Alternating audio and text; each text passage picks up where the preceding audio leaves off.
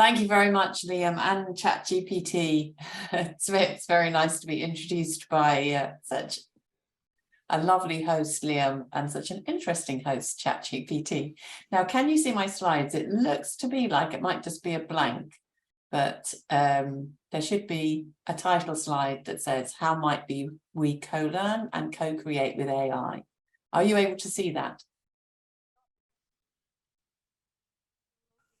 Yeah.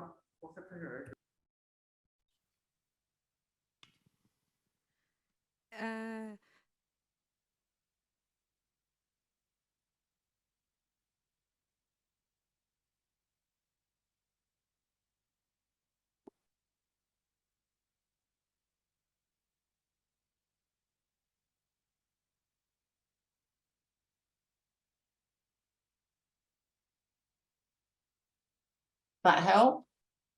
Oh, it says my screen sharing is paused. Probably why you can't see it. It worked beautifully earlier when we tried it, but technology is not always reliable. Start your presentation while we're fixing the technology. Okay, I'll do that. So I'll continue and the technology will catch up. So we've known for quite a few years now that we're facing a revolution. We call it the fourth industrial revolution. Thank you very much. And it's not new. It's something that we've known about for a while, and we've been thinking about how we should deal with it. And some of us, like myself and colleagues, have been trying to engage the education community to think seriously about what these technologies mean for education, for society, and for all of us, because obviously we want to be able to live safely and sensibly with our AI. Sorry, I'm slightly disorientated because I now can't see my slides at all either. Oh, now I can see them on the screen with you, so that's great. And the reason that we've really found ourselves in this situation is that we are facing a perfect storm. This is not new. We've known about this for several years. We have very sophisticated technology. These transformer large language models have been around for a few years now. We also have very fast processors in our computers, and we are able to store and process enormous amounts of data. And that means that we are in a particular point in time where we have access to these technologies. And it's important to remember what artificial intelligence is when we think about how we can best live alongside and with something like ChatGPT. So I like to think about AI as technology that can behave in ways that we would think of as being intelligent when we see humans behaving in that way. It's a very simple definition, and I think it's perfectly satisfactory for now. Now, I'm going to have to ask somebody to advance my slides because I'm not in charge, and it needs to be on slide number 5 now, please. So we've been using AI in education for a while, and here are some examples of the sorts of systems we've been using. We know that AI is very good at being adaptive and autonomous. So it helps us to be able to build systems that can adapt to the needs of individual learners. And that can be through different sorts of interfaces, such as those enabled by natural language processing, where we speak to an online avatar who helps us to learn a language, for example, through adaptive platforms that help us to engage with different sorts of problems, different subject areas. And these systems can be adaptive using AI in the way that they change the complexity of the material that we're faced with, the amount of information we're asked to process, the sorts of activities, the amount of help we're being given by the technology, lots of different ways of adapting. And these systems can behave autonomously, by which I mean they don't need a human constantly overseeing them. And we can also use our multiple modalities. our speech, our facial expressions, our hand expressions, the way we interact with technologies as sources of data for the AI, so that the AI can process our facial expressions to see how we're feeling, interpret our speech, not just through what we say, but through the speed and tone and timbre of what we're saying, to understand more about how we're feeling. And then all that information gets fed into our AI models, and greater adaptivity is possible, so that what we have, what we're faced with, presented with by the technology is adapted to what we know, how we're feeling, how confident we are, how anxious we are. And this can be very useful. I noticed that the majority of people responded that they saw AI as an assistant. And that's exactly what I'm describing here. An assistant that can help us to meet the individual needs of our students. And very importantly, that assistant gives us as teachers detailed feedback about how our students are doing, so that we as human teachers know where to best invest our time to support those students. So what's ChatGPT appearing on the scene last autumn done that's so different? We've been having the technologies I've been describing for more than a decade being used out there in education, and we've been researching them for much longer than that. What's happened with ChatGPT that's new is that this is the first time that sophisticated artificial intelligence has been made freely available at scale to billions of people through a really easy to use interface. And we haven't had that before. Billions of people have been used by AI for many years through social media, for example. But this is the first time that at scale, we have had access to a very easy to use, incredibly powerful AI tool. Next slide, please. And look at that interface, so easy to use. It reminds me of when Google, as the search engine, first appeared. I'm old enough to remember that, and it was so much simpler and easier to use than any of the other search tools we've been grappling with previously. So I'm faced with this very easy to use interface. I just type something in. Next slide, please. And you can see that it says at the top, the model I'm using is the default model, which will be whatever the default was at the time that this slide was captured, which was actually ChatGPT 3.5. But for the purposes of what I'm going to say today, the version doesn't really matter.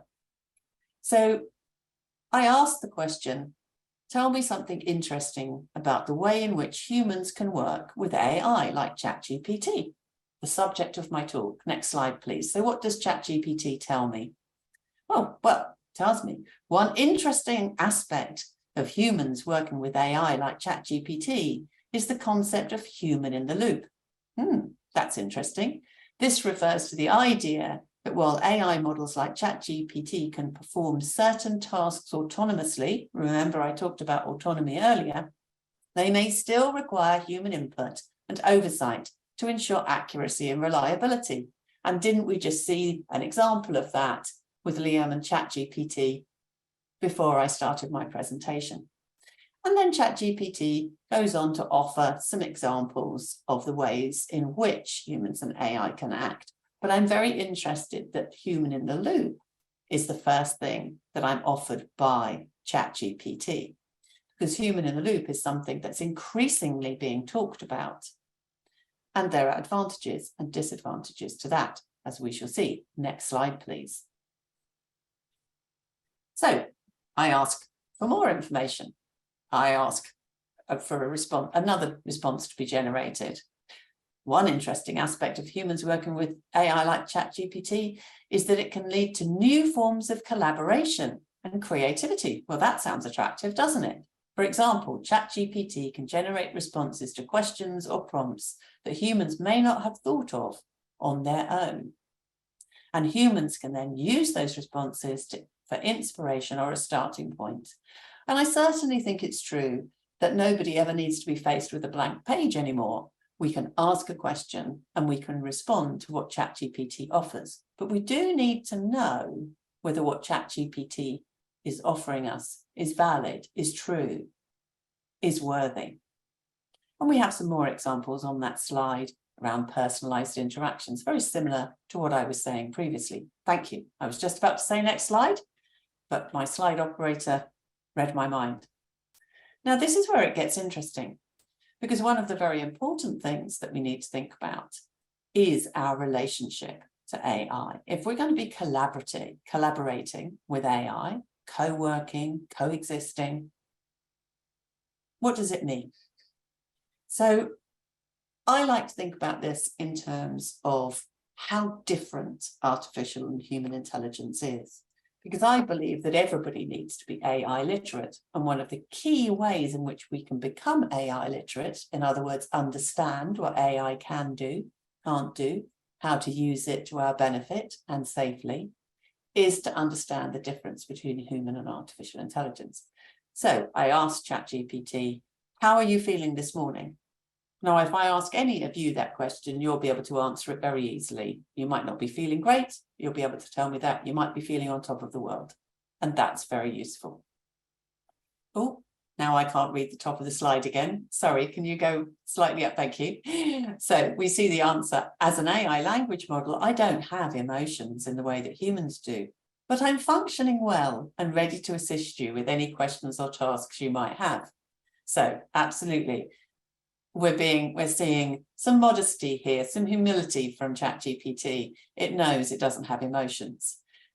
I ask, what have you learned this morning? As an AI model, I don't have the ability to learn in the same way that humans do. Very important.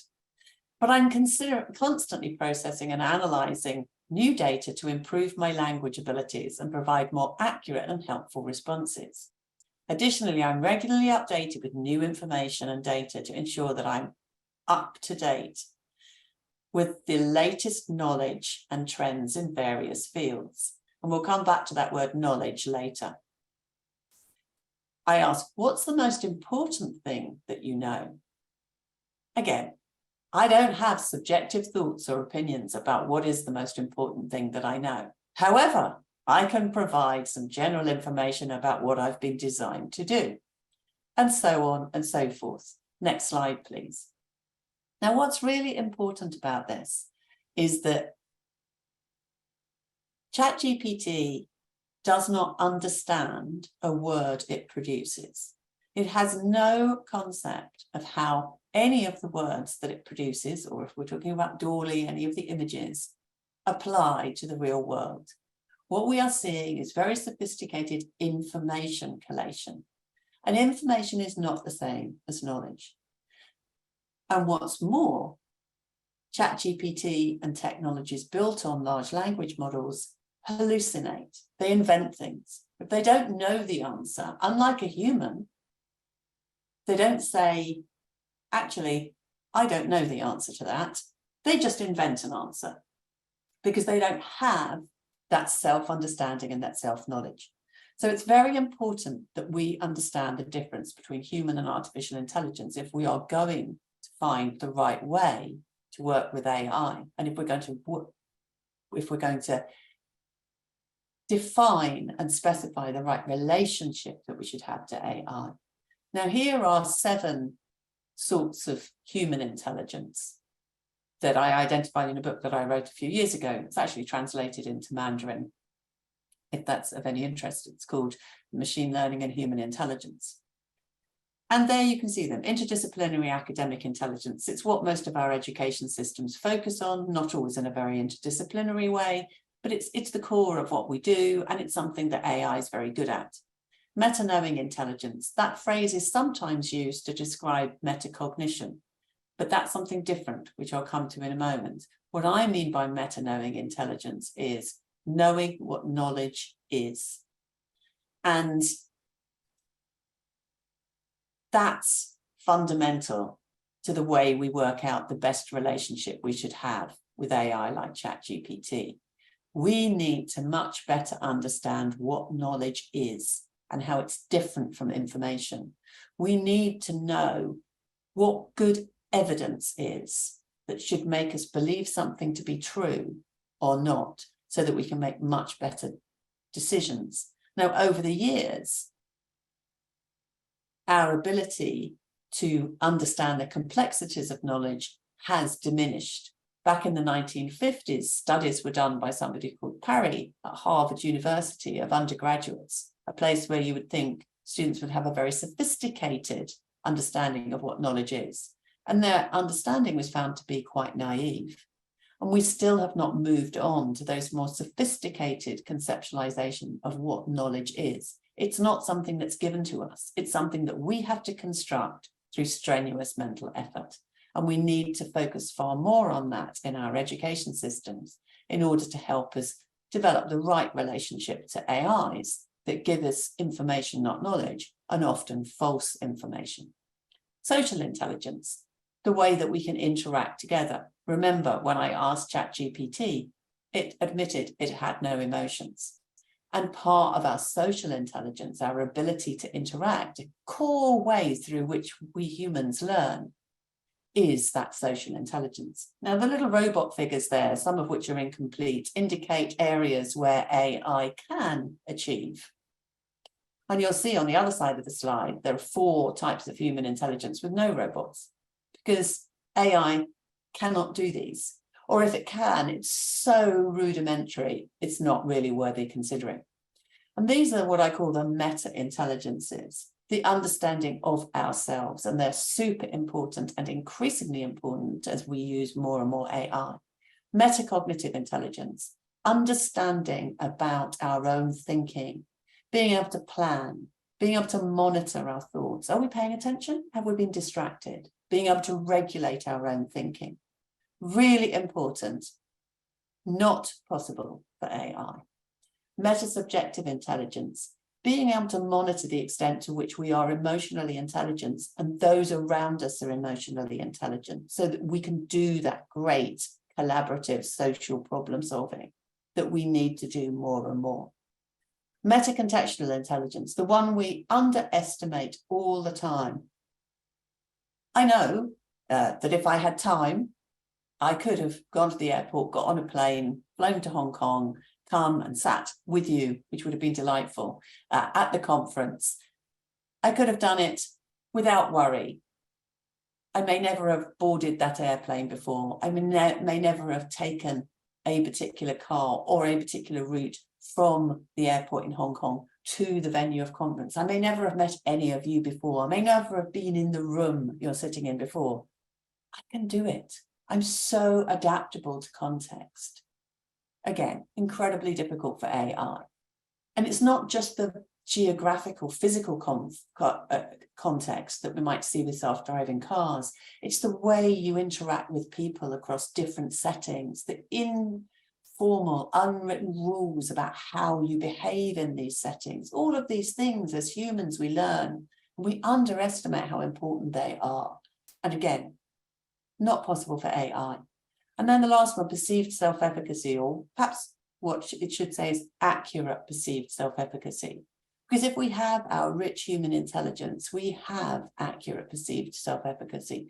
We know what we're good at. We know what we're not good at. We can set goals. We can make accurate estimates about how likely we are to be able to achieve those goals. We can plan what we need to do, what we need to learn, who we need to interact with in order to achieve those goals. We can do all these things, but we have to be taught to do these things. And we have to nurture these human intelligences so that we develop them to an even more sophisticated level than we have them now.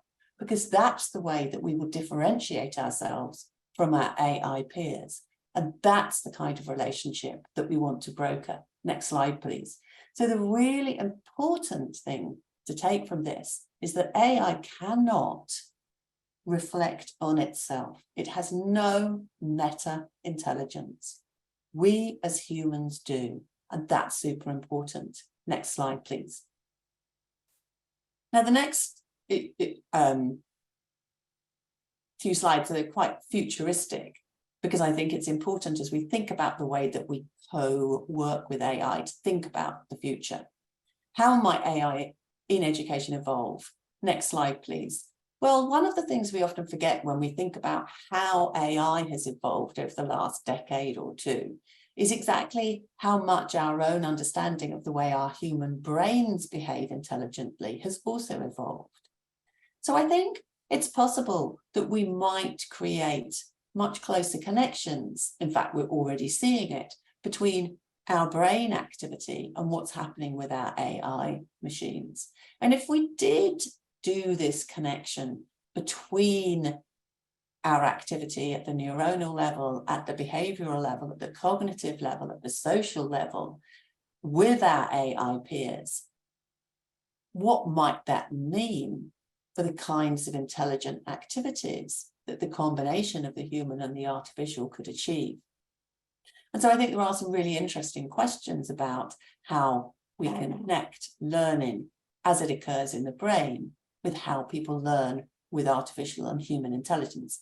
I've now lost sight of my slides altogether. So I will continue to make my final point. Thank you very much. Next slide, please. Which was just to say that in order to achieve this, we need to bring together multiple disciplines. Remember the first of those intelligences on the slide that I showed, it's number 12 in the slide deck that you can just see on the side, is interdisciplinary academic intelligence. We need to combine lots of disciplines if we're really going to understand how to make this very deep connection between artificial and human intelligence. Next slide, please. And then we might have educational situations where teachers are able to tap in to what's going on for the student who looks like they're just staring out of the window and not focused, when actually their brains are generalizing across the multiple different pieces of information that they've been offered to try and make sense of them. Next slide, please. But of course, in all of this, we need to be wary of the ethical implications, and they are huge. And so if we are going to develop very close relationships with AI, and I'm not always sure that we should, I'm just saying, I think this is a possible future. We do need to think all the time about the ethics. Next slide, please.